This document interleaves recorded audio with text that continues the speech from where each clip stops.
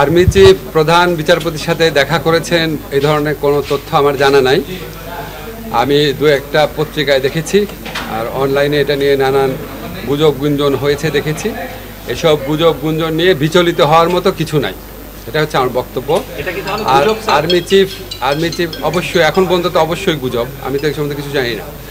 আর army chief আপনার আমাদের প্রধান উপদেষ্টার সাথে মাঝে মাঝে দেখা করে, রাষ্ট্রপতির সাথেও আগে দেখা করেছেন। তো আমি মনে করি না এটা নিয়ে বিচলিত হওয়ার মতো কিছু আছে। আমাদের রাজনৈতিক দল যারা আছেন, আপনার জুলাই গণ অভ্যুত্থানে যারা পক্ষে শক্তি আছেন, তাদের বিচার বিবেচনা বোধের প্রতি আমাদের আস্থা রয়েছে।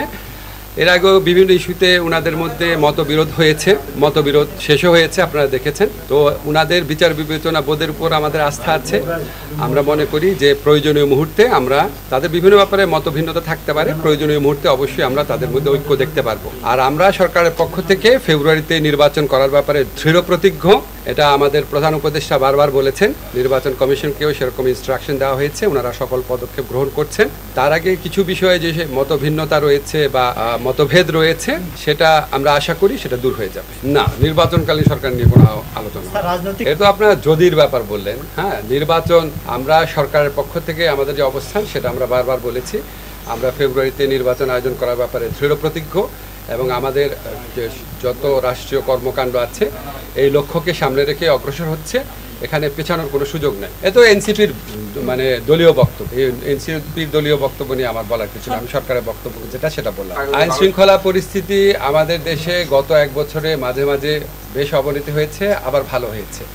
একটা গণ অভ্যুত্থান পরবর্তী পরিস্থিতিতে বা বিপ্লব পরবর্তী পরিস্থিতিতে সমাজে বিভিন্ন রকমের অস্থিরতা থাকে, এবং এই সমস্ত অস্থিরতার প্রেক্ষিতে আইন শৃঙ্খলা পরিস্থিতি মাঝে মাঝে যে আপনার অবনতি ঘটে, যতই দুঃখজনক হোক, হতাশাজনক হোক, এটা খুব অস্বাভাবিক বলে মনে করি না।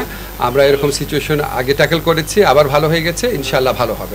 এই অস্থিরতার পিছনে পুলিশ আইডেন্টিফাই করেছে কিনা কথা নাই।